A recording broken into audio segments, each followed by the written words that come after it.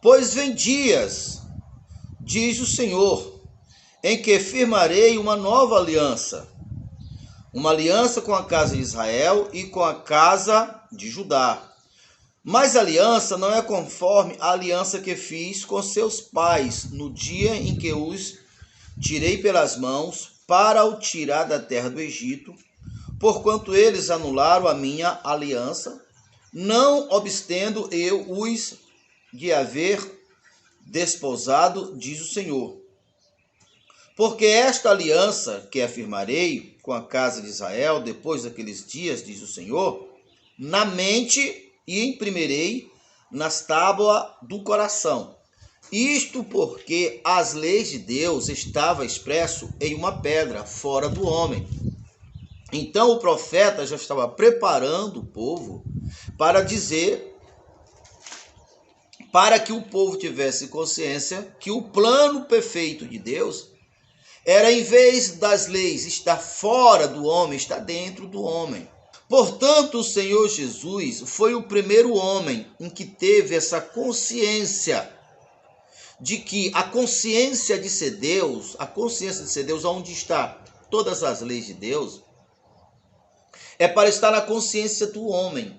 E ele foi o primeiro homem que teve essa consciência e que assumiu essa consciência. Portanto, a ele foi dado a honra de ser ele o maior dentre os homens, porque ao nome de Jesus foi dado a honra que não se dará a outro homem, porque ele foi o primeiro a humanizar Deus, ao ter essa consciência que Deus não era um e ele era outro. Ele e o Pai são a mesma pessoa, ele, Deus, é a mesma pessoa. Você vê, todo o Evangelho mostra Jesus como o ponto sublime, o ponto maior da vontade de Deus. Então Jesus foi o primeiro homem a ter essa consciência que ele e Deus era a mesma pessoa.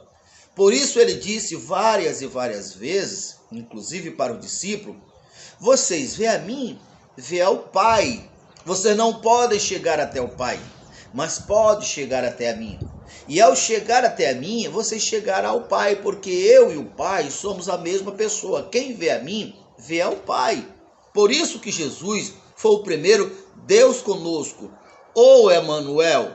Vocês jamais vão conseguir encontrar o Pai fora de vocês. Ao chegar até a mim, quem vê a mim, vê ao Pai. Perceba que foi por causa dessa consciência de integração que os judeus acusaram a Jesus de ser ele blasfemador. Você vê isso em João capítulo 10, a partir do verso 30 em diante, aonde quiseram apedrejar Jesus, e Jesus perguntou, e Jesus falou, por qual das obras que eu fiz que vocês querem me apedrejar? Não é por causa das obras, é porque sendo tu homem, tu se fazes igual a Deus. Então perceba que eles tinham essa resistência, eles não queriam aceitar, eles achavam que isso era ser arrogante, era ser blasfemo.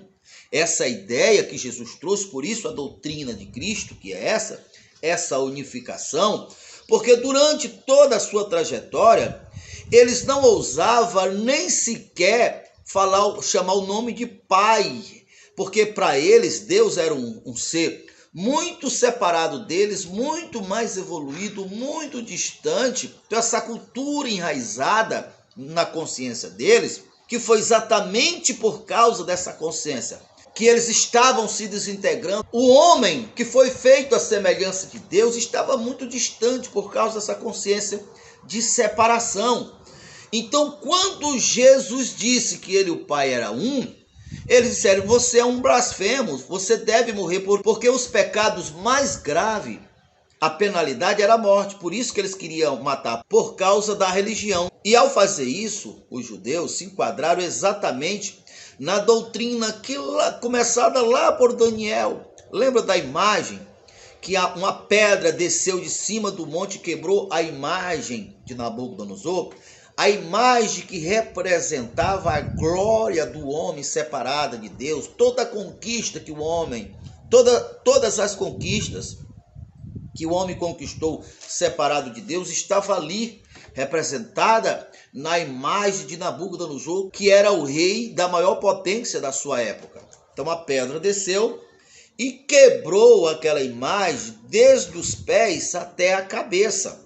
Então o Espírito Santo colocou no Novo Testamento, fazendo uma alusão que assim como a pedra quebrou o orgulho de Nabucodonosor, a doutrina de Cristo quebraria o orgulho e a doutrina falsa dos judeus. Por isso está escrito que a pedra principal, pedra que os construtores rejeitaram, ela se tornou a pedra principal, se tratando de Jesus, que é colocado como essa pedra, mas se tratando também da doutrina.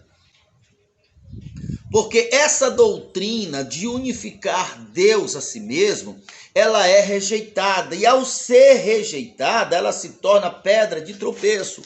Porque no final de todas as coisas, a doutrina que irá resistir, que irá resistir todo e qualquer ataque, é essa doutrina de unificação. Porque tudo isso foi elaborado pelo próprio Deus. Ninguém consegue mudar isso. Essa consciência de ser um com Deus é a consciência principal da Bíblia. E qualquer um que se desintegrar, essa pessoa por si só, ela irá se autodestruir. Por quê? Os únicos que não irão morrer são os deuses. Por isso Jesus citou exatamente Salmo 82, quando ele foi questionado pelos judeus. Ora, mas na lei de você não fala vós sois deuses? Não era uma coisa só dele. O plano original de Deus é que todos tivessem essa consciência. E aqui na continuação, Paulo vai falar que quem não tem essa consciência, quem não tem o Espírito, não é filho de Deus.